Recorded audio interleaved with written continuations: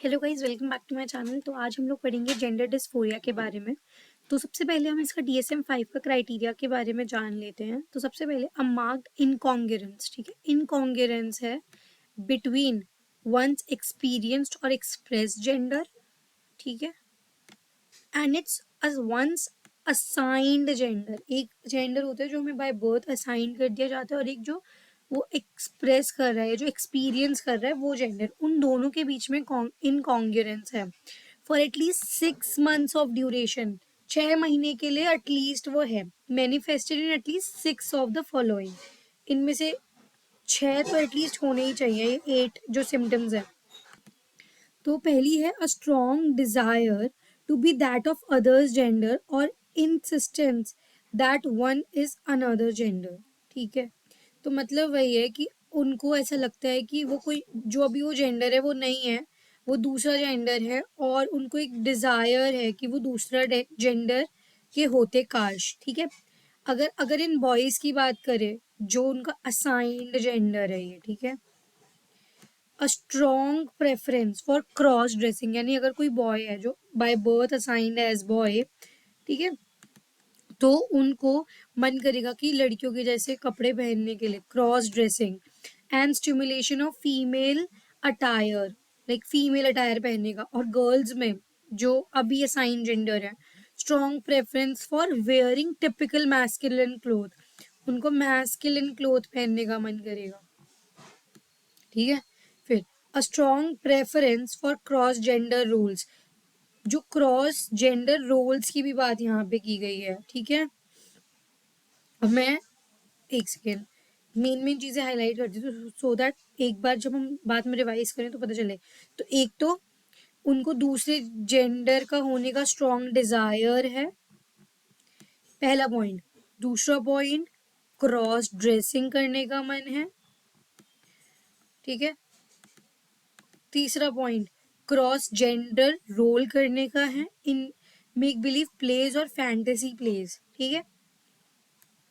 अब जैसे अगर वो लोग गेम्स वेम्स खेल रहे हैं, बचपन में बच्चे गेम्स खेलते हैं, तो उसमें नहीं होता कि घर घर खेलते हैं कुछ, तो उसमें जो प्ले कर रहे हैं उसमें वो दूसरा जेंडर बनने की कोशिश करते हैं। उसके बाद स्ट्रॉन्ग प्रेफरेंस है फॉर टॉयज गेम्स और activities that are stereotypical used और एंगेज्ड बाय अदर जेंडर। तो जो टॉयज और गेम्स वो यूज करते हैं, वो दूसरे जेंडर जो जनरली यूज करते हैं स्टीरियोटिपिकली, ठीक है, वो यूज करने के लिए उनका मन करता है। A strong preference for playmate of the other gender, अगर कोई लड़का है तो उसका मन है सिर्फ लड़कियों के साथ खेलने का, बिकॉज वो अपने आप को समवेयर एक्सपीरियंस कर रहा है गर्ल्स करेक्टरिस्टिक्स, ठीक है, girly characteristics. In boys a strong rejection of masculine games, ठीक है, रिजेक्शन है ऑफ मैस्कुलिन गेम्स और toys activities. A rough tough play in girls assign gender जो है, a strong rejection of feminine toys का rejection है, ठीक है। रिजेक्शन कर रहे हो आप उन टॉयज का जो आपको दिए जा रहे हैं आपके ही जेंडर के हिसाब से, जो स्टीरियोटिपिकल है obviously. A strong dislike of one sexual anatomy, ठीक है। अब अपनी बॉडी से उनको डिसलाइक है, उनको पसंद नहीं है अपनी बॉडी। इसमें ना उनके जेनिटल्स भी आ जाते हैं। A strong preference for primary और सेकेंडरी कैरेक्टरिस्टिक्स,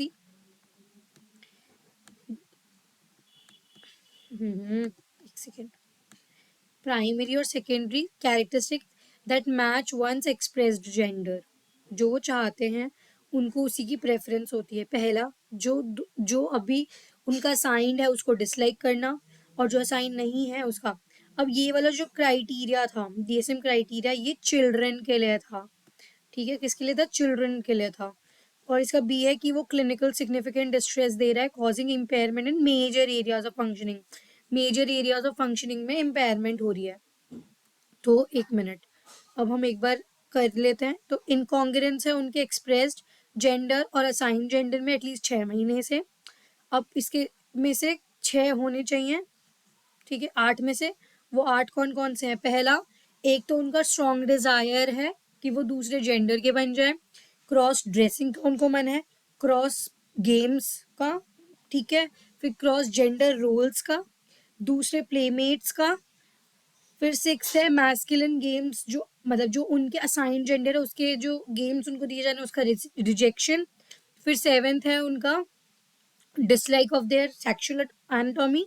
और 8th है जो प्राइमरी और सेकेंडरी कैरेक्टरिस्टिक्स जो है वो उसकी preference of the other gender.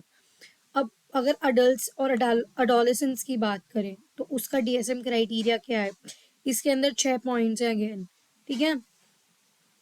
ये भी 6 मंथ तक होना चाहिए और इनमें से कोई दो होने चाहिए। किनमें से? इन 6 में से कोई दो होने चाहिए। पहला तो इनकॉन्ग्रुएंस होना चाहिए बिटवीन एक्सपीरियंस और express gender and one's primary and secondary sex characteristics. मतलब जो जेनिटल्स एंड ऑल हैं, ठीक है, उनमें इनकॉन्ग्रुएंस है। वो चाहते हैं कि उनको लाइक फीमेल हो सपोज बट है मेल वाले, ठीक है। अब a strong desire to get rid of one's primary, मतलब अब यहाँ पे क्या है कि रिड मतलब उससे पीछा छुड़वाना है एक तरह से उनको, जो उनके अभी हैं उससे हटाना है। पहला तो इनकॉन्ग्रुएंस है, उसके बाद उनको डिजायर है to get rid of them, desire to get rid of them.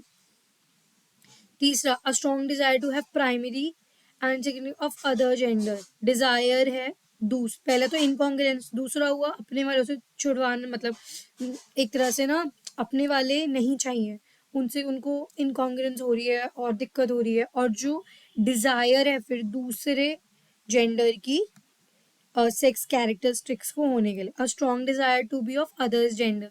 अब डिजायर है दूसरे जेंडर का होने का। A strong desire to be treated like other gender, treated भी मतलब उनको वैसे ही ट्रीट होना है। Strong conviction that one has typical feelings and reaction of the other gender, मतलब उन्हीं की जैसी फीलिंग्स एंड रिएक्शंस दूसरे जेंडर जैसे होने चाहिए, ठीक है। अब दिस कंडीशन कॉज वही क्लिनिकल सिग्निफिकेंट डिस्ट्रेस देना चाहिए and impairment in social occupational and other area of functioning, social occupational and others area of functioning होनी चाहिए। अब हिस्ट्री की बात करें तो जेंडर डिस्फोरिया जो है ये न्यू टर्म है इन डीएसएम 5। पहले इसका नाम था जेंडर आइडेंटिटी डिसऑर्डर, फिर इसका नाम चेंज करके जेंडर डिस्फोरिया कर दिया गया, ठीक है। This new terminology is both usefully descriptive and theoretically neutral, ये न्यूट्रल है बहुत और डिस्क्रिप्टिव भी है। This is individual who have been previously diagnosed with gender identity disorder certain experience certainly, obviously जिनको पहले जेंडर आइडेंटिटी डिसऑर्डर से diagnose किया गया था अब ऑब्वियसली अब उनको जेंडर डिस्फोरिया, क्योंकि बस टर्म ही चेंज की हुई है। अब क्लिनिकल पिक्चर की बात करें, gender dysphoria is defined as strong persistent feeling, एक स्ट्रॉन्ग और परसिस्टेंट फीलिंग है of identification with another gender rather than with one's assigned gender, यानी कि उनको एक फीलिंग है कि मैं दूसरे जेंडर का हूँ, ठीक है, रैदर देन वो जिसमें खुद है। It can diagnosed at 2 different life stages, 2 different life stages पे, ड्यूरिंग चाइल्डहुड जो हमने डीएसएम में देखा and during adolescent and adulthood, ठीक है। बॉयज में जिनको डिस्फोरिया जेंडर डिस्फोरिया है show a preoccupation with feminine clothing, अब उन्हें फेमिनाइन क्लोथिंग चाहिए, उनकी एक्टिविटीज भी वैसी होती हैं, ठीक है। They like playing with dolls, उनको डॉल्स के साथ खेलना है। They don't like rough and tough games and often express the desire to be a girl and they express the desire to be a girl. Girls जिनको gender dysphoria है उनका उल्टा ही हो जाएगा, है ना। Preoccupation with traditional boys clothing and short hair, they show little interest in dolls and increase interest in sports. अब यंग गर्ल्स जिनको gender dysphoria are better treated, ये बेटर ट्रीटेड होती हैं, ठीक है। अगर लड़की लड़कों जैसे कपड़े पहने तो चल जाता है, उनको ज्यादा एक्सेप्टेंस है rather देन लड़का लड़कियों जैसे कपड़े पहने, ठीक है। Because cross gender behaviour in girls, क्योंकि क्रॉस जेंडर जो बिहेवियर होते हैं इन गर्ल्स ओहो are better treated, are better treated. अब आ गए सिम्टम्स। सिम्टम्स क्या होते हैं? Wanting to dress in the clothes mostly worn by the opposite sex, हमें उनको जो है कपड़े वैसे पहनने हैं, ठीक है, जो जनरली दूसरा जेंडर पहनता है वैसे वाले। इंगेज इन गेम्स और एक्टिविटीज जैसे प्लेड बाय ऑपोजिट सेक्स, वैसी ही गेम्स और एक्टिविटीज में इन्वॉल्व होना है। Wanting to play with other और ऑपोजिट सेक्स, उन्हीं के साथ मतलब प्लेमेट्स वही होने चाहिए। Dislike their genitals and wanting to get rid of them, अपने जेनिटल से दिक्कत है और उनसे मतलब निजात पाना एक तरह से।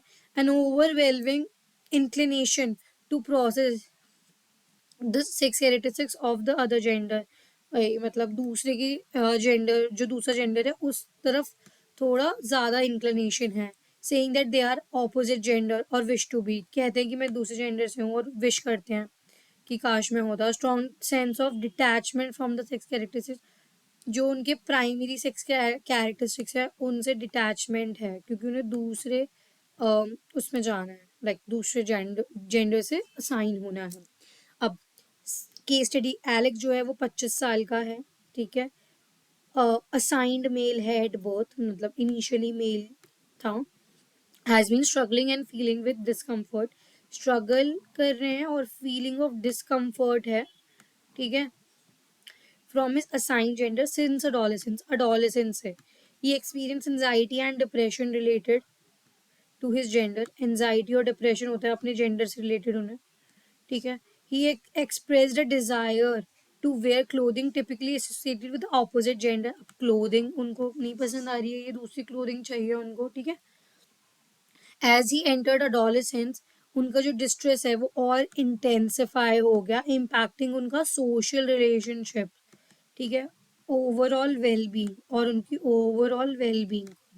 लेटर ही डिस्कवर्ड अबाउट जेंडर डिस्फोरिया, उन्होंने बाद में जेंडर डिस्फोरिया के बारे में डिस्कवर किया और उन्होंने रिकग्नाइज किया कि उनको नीड है किसकी, सपोर्ट की, और उसके बाद उन्होंने थेरेपी ली और फिर केयरफुल कंसिडरेशन और कंसल्टेशन के बाद विद हेल्थ केयर प्रोफेशनल उन्होंने डिसाइड किया कि वो मेडिकल ट्रांजिशन से जाएंगे, यानी मेडिकली अपना जेंडर जो है वो चेंज करवाएंगे, ठीक है। दिस इन्वॉल्व हार्मोन थेरेपी, मतलब हार्मोनल थेरेपी होगी ऑब्वियसली, लाइक होता है ना, जैसे फीमेल में ईस्ट्रोजन ज़्यादा होता है, मेल्स में टेस्टोस्टेरोन होता है, to align with physical characteristics with their gender identity, जो वो चाहते हैं। अब प्रेवलेंस देखे जाए तो दोज रिपोर्टिंग पोटेंशियली, जो रिपोर्ट करते हैं, ठीक है, जो जेंडर डिस्फोरिया की उनको दिक्कत है उसमें से 3.6% मेल्स हैं एंड 2.3 अमंग फीमेल्स हैं। In clinical referred gender dysphoria boys out numbered girl, ठीक है, जो क्लिनिक में रेफर किया बॉयज ज़्यादा हैं, 5 to 1 इज वन स्टडी, पाँच पाँच में से एक, ठीक है, in one study and 3 to 1 in another study, 3 से 1, मतलब गर्ल्स और बॉयज का रेशियो है ये, ठीक। कोमॉर्बिडिटी देखा जाए तो इनका किसके साथ, ASD के साथ हो जाता है, autism spectrum disorder, anxiety, depression, eating disorder, ठीक है, sex suicidal behaviour, ADHD, PTSD, body dysphoric dysmorphic disorder, body dysmorphic disorder, ठीक है। कॉम्प्लिकेशंस की बात करें तो इमोशनल एंड साइकोलॉजिकल स्ट्रेस,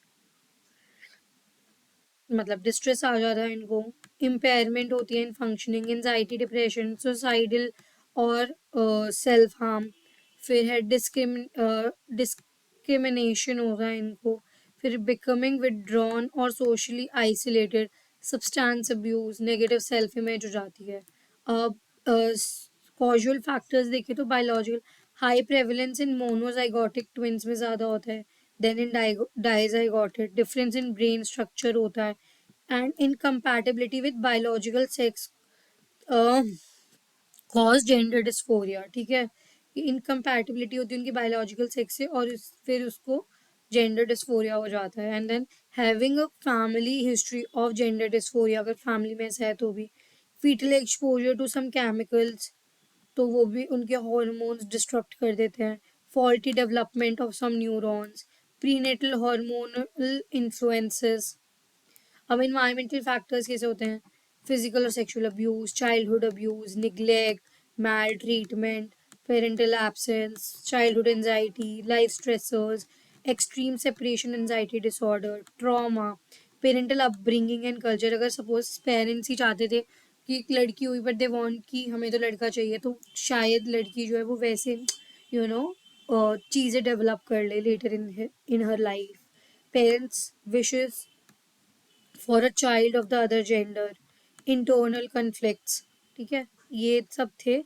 और अब इसका ट्रीटमेंट की बात करेंगे तो psychotherapy, specialists attempt to both treat the children's unhappiness with his or her biological sex and to ease strained relationship with parents and peers। obviously मतलब हर कोई समझ नहीं पाता है कि उनको कितना मतलब दिक्कत हो रही है, और वो इससे उनकी जो रिलेशनशिप है वो बहुत स्ट्रेन हो जाते हैं विद पेरेंट्स, क्योंकि इतना एक्सेप्टेड नहीं है अभी भी हमारे कल्चर में। They teach children how to reduce their cross gender behaviour, especially where it might cause interpersonal problems। interpersonal problems के लिए treated psychodynamically examining inner conflicts, ठीक है, एग्जामिन करना उनके इनर कन्फ्लिक्ट्स को। अब ट्रीटमेंट क्या क्या हो सकता है, hormonal treatment, speech and language therapy, fertility related advice and gender affirmation surgery. तो by this we completed one more topic, that is gender dysphoria. I hope आपको सब कुछ समझ आया हो। कुछ भी अगर डाउट है तो आप मुझसे कमेंट सेक्शन में पूछ सकते हैं। तब तक के लिए bye, take care and don't forget to like share and subscribe to my channel.